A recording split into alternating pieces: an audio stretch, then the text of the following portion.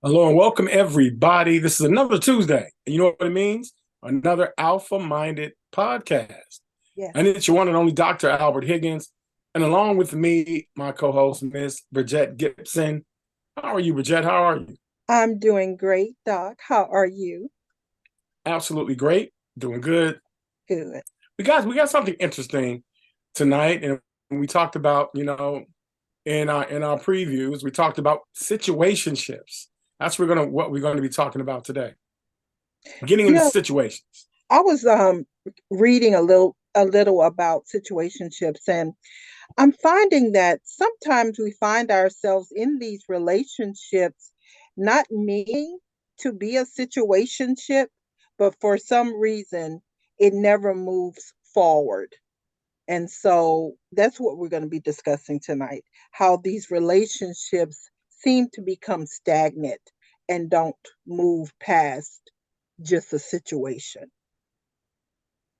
Yeah, absolutely. Absolutely. And it's more common than one may think. There are a lot of ensuing facets to being involved in a situationship. There's a lot of things that are connected to it. Mhm. And in this day and time, actually, this term, the nuclear family, it's kind of antiquated. It's not what it used to be. Mhm. Even when the dating game, it's all about hooking up now. It's kind of an interesting, it's a kind of interesting aspect, but it's because of the sign of the times, things are changing, people are shifting. So a lot of people are opting to say, you know what, I think I'm better off in a situation. I really just don't have time to fully commit. And some people are still trying to be more traditional. So it's created quite a conversation and a stir within, of course, people are dealing with relationships and how to be more efficient. Most definitely. This is going to be a great, great conversation, Doc. And I'm really, really interested in your take on situationships. Oh yeah, absolutely. So what we're going to do is I'm going to play a clip. Um, queuing this up here. I'm going to play a clip, and it's kind of a skit, and they're talking about situationships. And this just might be a typical conversation that you may encounter, or someone may tell you about, or you may be in yourself. So let's listen to this clip. What are we doing? We shopping. Right, but what are we? We're humans. Okay, what is this, Malik? I mean, we only been dating for a couple of months, right? It's been a year. It's been that long? Well, look, check this out. Like we got a good thing going. Like why you want to put titles on things? Like we like chilling for real, casually doing our thing. Like Hmm. come on, you don't need to switch things up. Okay. Hey, what up, Jess? Oh, hey. What's up? How you doing? Oh, what's up? Y'all on a little date? What's up? I see you. Yeah. Oh, what's up, Mitch Malik? You know what I mean? Chilling. What's up? Hey, bro, you was in that one movie, huh? Ah, you killed it, bro. Yeah, he did. Good actor, bro. He good. He killed it. Man. You Oh, gotta okay. check out his movie, bro. Oh, you an actor? That's just crazy. Jess always wanted something real. That's crazy. It's fascinating to me.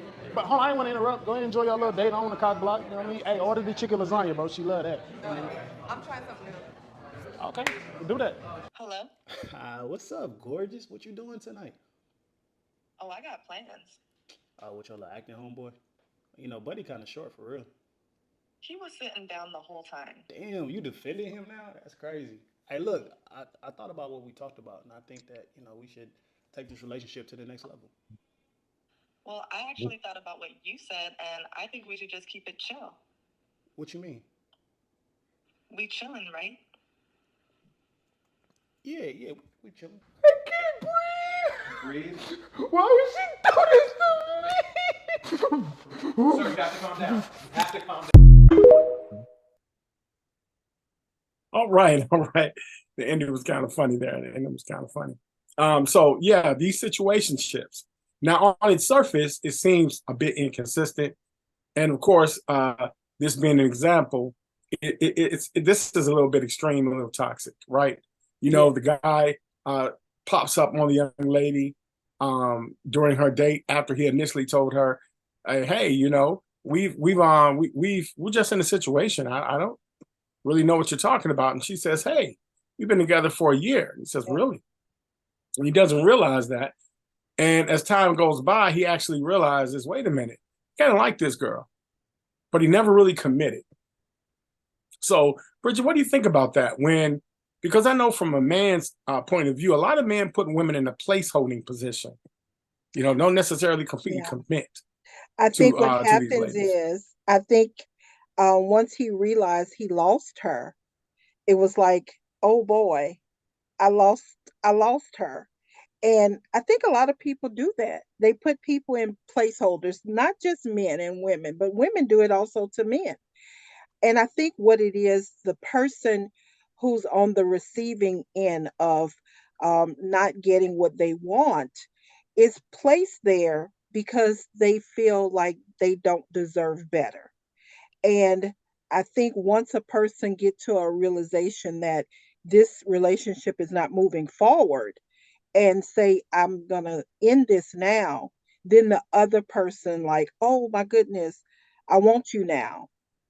People always want something that they can't have. And so that's the way I feel about it.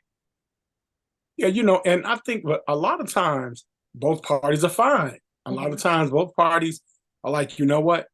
We don't have time to commit, and we can Hmm. enjoy each other's company. So a lot of times people are engaging more so in casual relationships, but Hmm. at its root, it's hard to stay casual. You may both agree to start out in a casual relationship, but it gets really difficult to actually stay there Yes. because quite naturally, you spend more time with a person, you're going to become attached to them.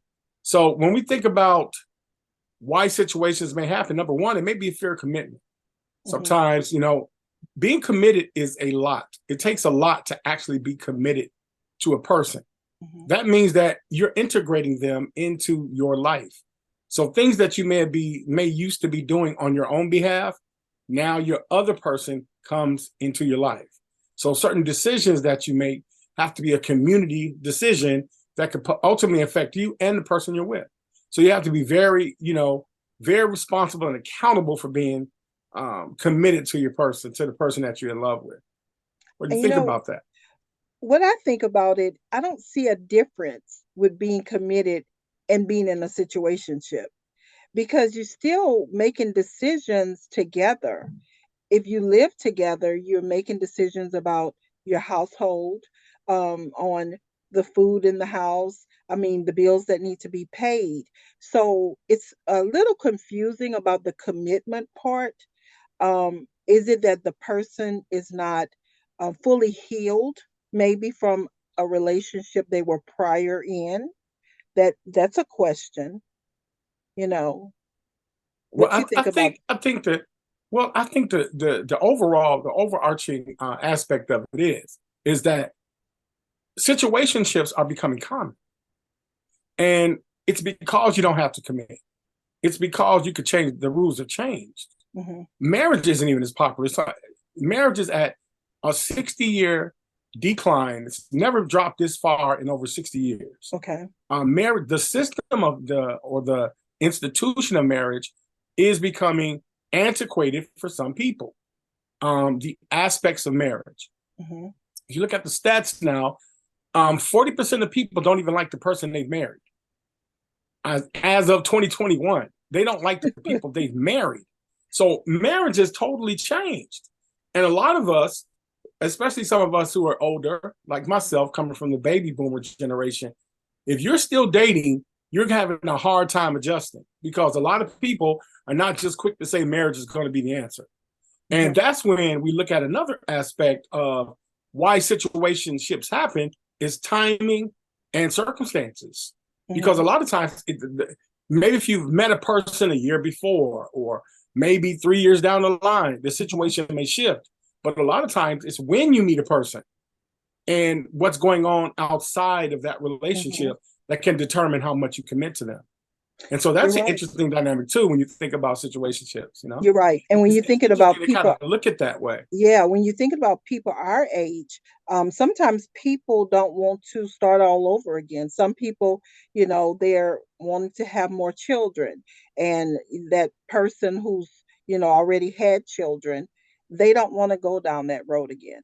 And it's like, I'm Right. happy the way I am. I have what I want, and let's just, do this and do it casually. Absolutely. Absolutely.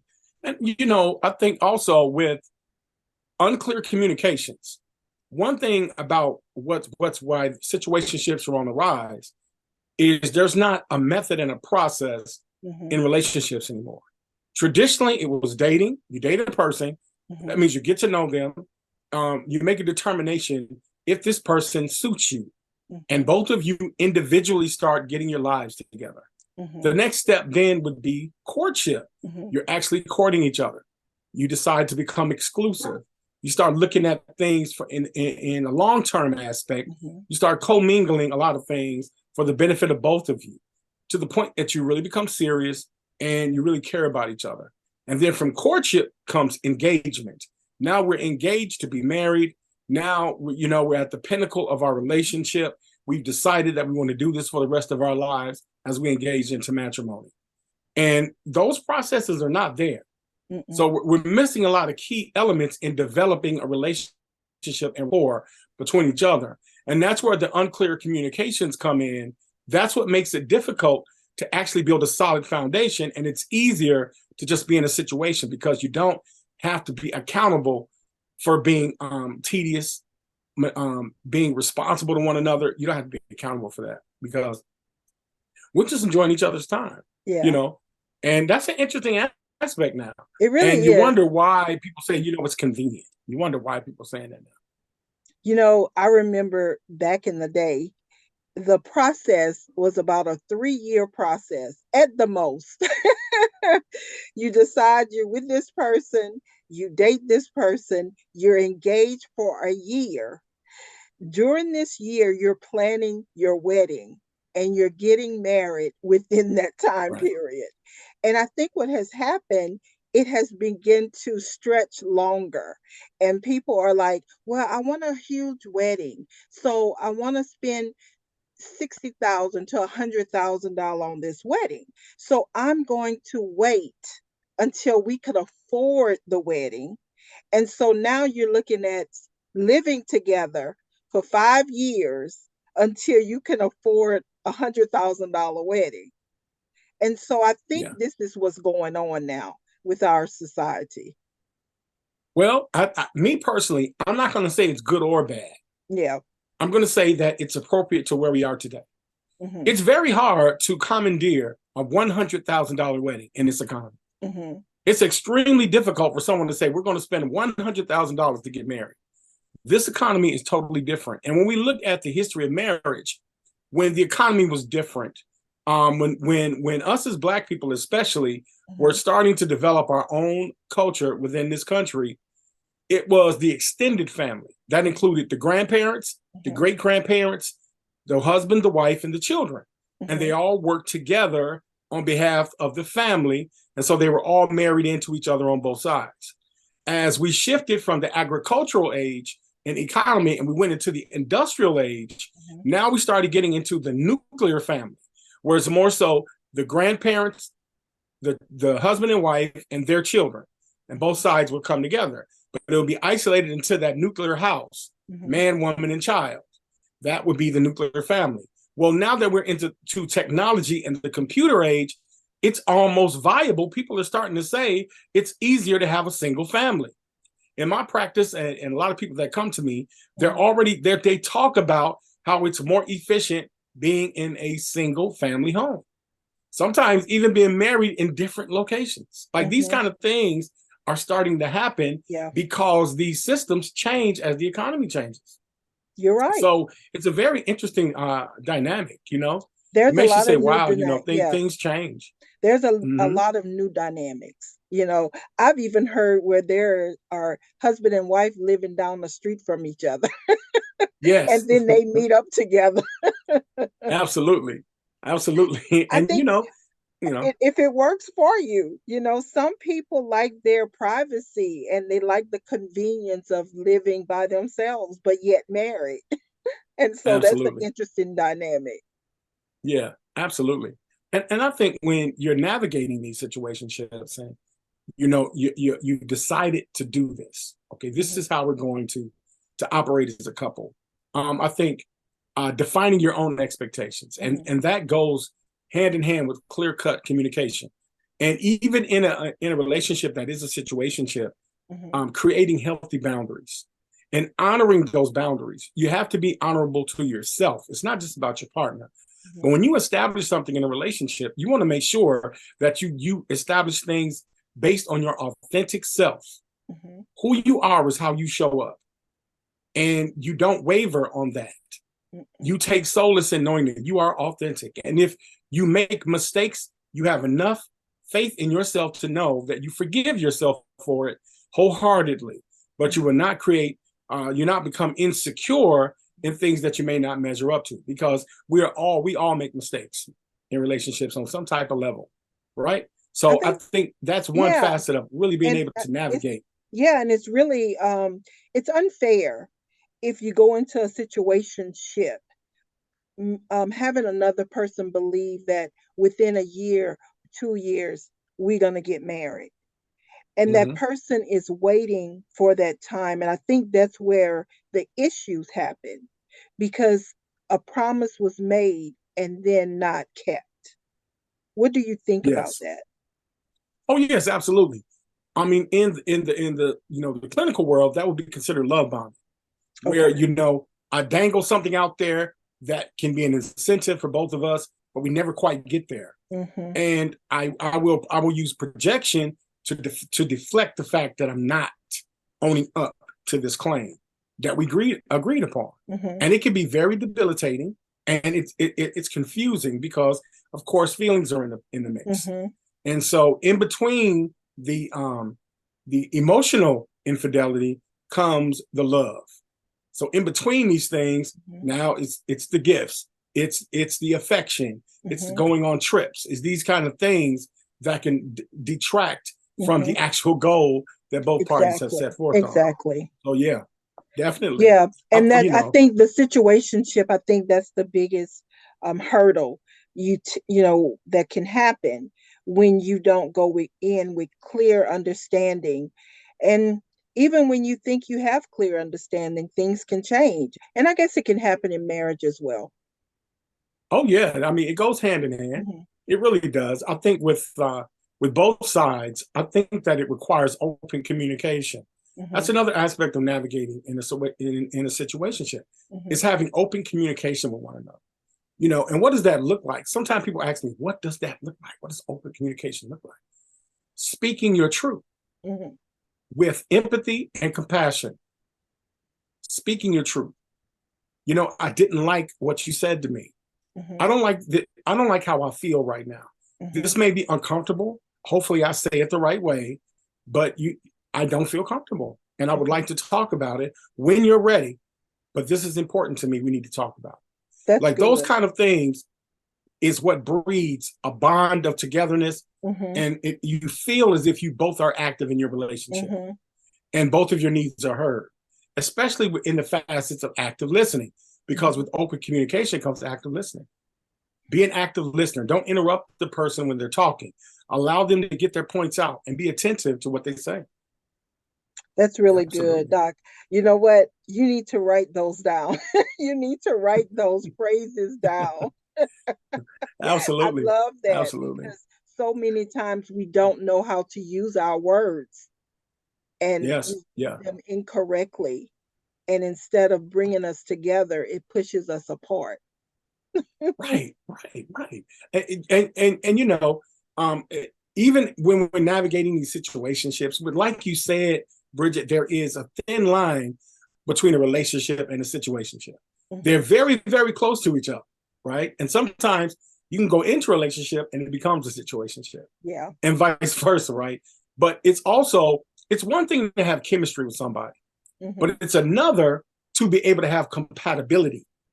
You can have all the chemistry in the world, but the compatibility is going to have to be there for the long term. Are you compatible with each other?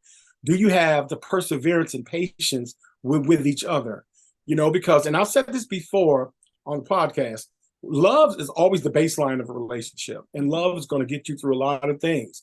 But you got to be dutifully committed to the relationship that the love was built on.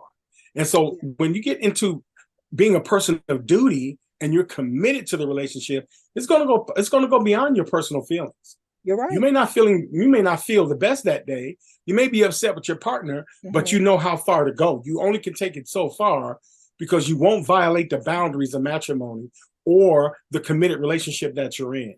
And then that's where that thin line kind of tethers, because now situationships sometimes have a way to conveniently get around that caveat.